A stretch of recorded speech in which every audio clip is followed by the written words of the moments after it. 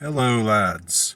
Today I'd like to talk about this proclivity that I've noticed for people of a leftist bent who are feeling, who are in a certain mode or state when they're feeling like it's going to be 1933 all over again. Oh my God, 1933 again. 1933 is coming. 1933. That magic year, 1933, Need I say more? No, I needn't. But the operative word that they use, the metaphor that they use is pipeline. They talk about how there's this pipeline to to extremism, to far right extremism.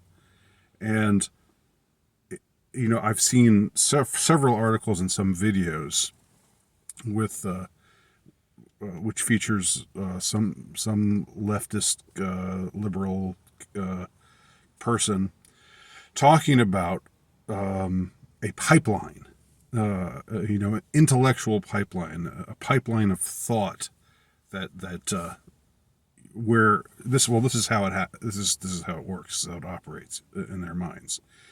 It's like you just take a little dabble of something, you get a little taste of something, right? You say, well, okay, I'll listen to a little bit of Ben Shapiro, or I'll listen to a little bit of Joe Rogan, or somebody else, somebody else fairly anodyne and mainstream, from our point of view, not from their point of view, but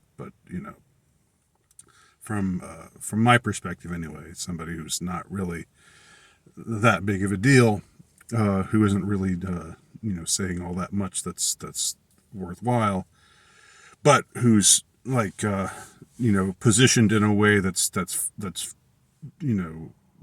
the leftist is not kosher whatsoever at all. Ironic using the word kosher there in terms of Ben Shapiro. But anyway, so you listen to one, you get a little taste of one thinker, one speaker, one writer, and then you think, I'm a good liberal. I'm a right thinking person. I believe in all of the doctrines that I'm supposed to believe in to be a good, upstanding, upright, good, normal person. I'm a woke person, but sometimes just to get a little bit of just to see the other side. So it can be a little bit refreshing to just dabble a little bit every now and then, and to watch somebody who's entertaining.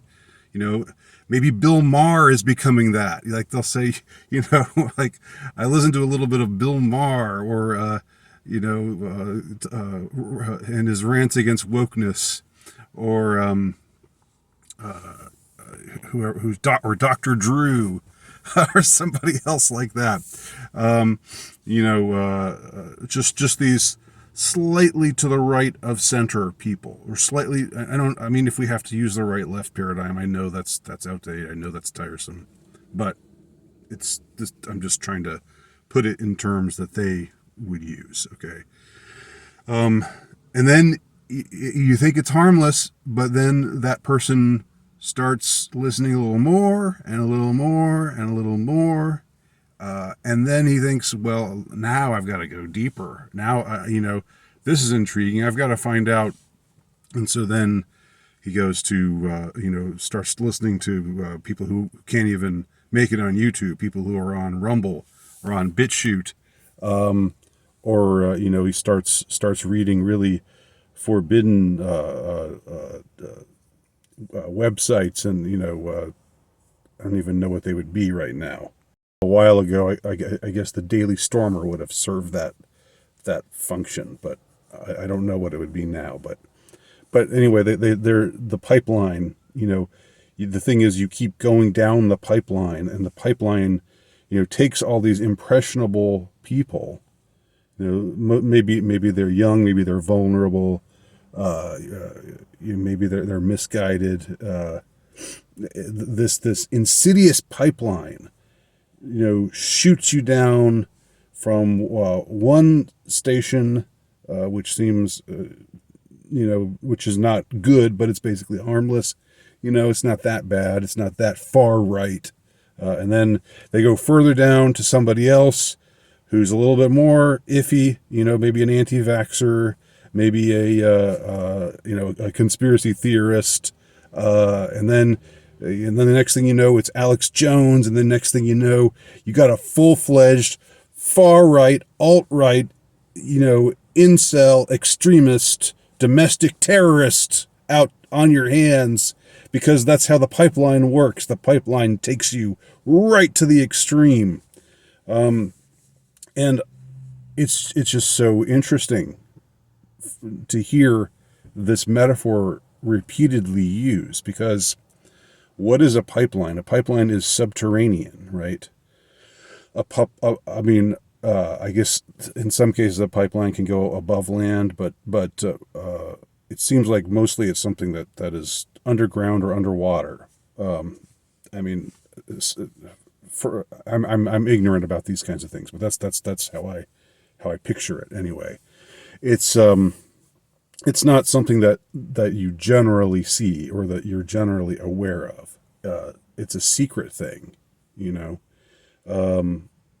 and if not secret, then a hidden thing. And the fact that they use this term pipeline is an admission that they know that they represent the dominant ideology of the time, because they wouldn't speak about this insidious pipeline, this which works underneath the surface and shoots you down.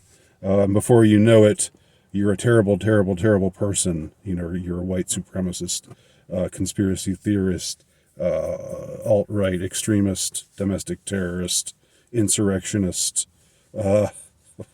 Trump supporter, whatever the worst thing you could possibly be. Whatever they're calling you today. Whatever they call the thing they most fear today. Whatever label they slap on it today. That's what you become when you go through this pipeline, and the pipeline takes you from one place to another place to another place to another place. And I don't know if, like in many cases, they speak as if it's a purposeful thing, as if that's how they get you. That's the insidiousness of these far right people. They trick you. They say, just listen to a little bit of Joe Rogan. It's not going to kill you. Just listen to a few minutes of I don't know, Tucker Carlson. Watch some of his old videos. I guess there's now this effort to show some of his old videos, and people are saying that he comes across quite well in these old videos. That he seems fairly charming and funny and down to earth and everything. And that's another thing. Like, I've heard this kind of rhetoric so many times from leftist sorts of people, where they say, you know what, I just was at this right-wing gathering, I just to see it or to cover it for Vice or whatever. And the most frightening thing about it is just how normal it all seemed. And, these people are charming, and they're funny, and you could see being friends with them. They're not the boogeymen that you think they are. And that's what's so insidious about it, because they that's how they get you. It's again and again and again. It's that same kind of way of talking, and what I was starting to say before I got sidetracked, is that this rhetoric, in a way, lets the cat out of the bag that they are the dominant ideology. Because if they were not the dominant ideology, then they would have to be the ones working in secret. They would have to be the ones uh, making these subterranean kinds of ways of leading impressionable young minds. But they do it all out in the open.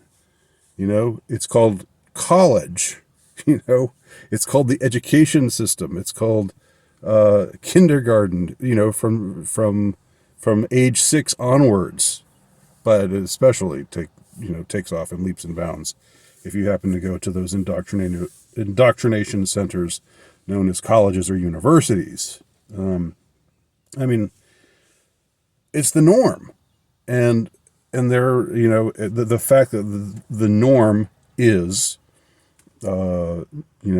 radical feminism, critical race theory, neoliberalism, all these kinds of things. This is the norm. This does not have to work in a subterranean, secret pipeline kind of way. But when people start going in another direction, it has to happen, beneath the surface of things, and that's what I think is so interesting, and how they are unintentionally exposing the fact that they are the norm, that they are the mainstream, that they have control of all of the major institutions, and that what they see when they see people going in a contrary direction, it's something that alarms them. And it's so much like, there are different things one could compare it to, but it for me, there is it bears a lot of comparison to how drugs used to be talked about in the 80s and 90s. The anti-drug rhetoric. Now, I'm not pro-drug. I'm not a druggie. I'm not an addict. But but the way they used to talk about drugs is like, you take a little bit of pot. Your friend offers you a joint, and maybe you smoke it, and you think no big deal. And then that just leads to the harder drugs, and pretty soon you're a strung out heroin junkie, passed out on the street. Your life has been ruined, and it's all because of the slow, insidious, the dominoes falling one after the other. Pot leads to, I don't know, LSD, which leads to cocaine, which leads to heroin, which, there you go. This is before they had OxyContin.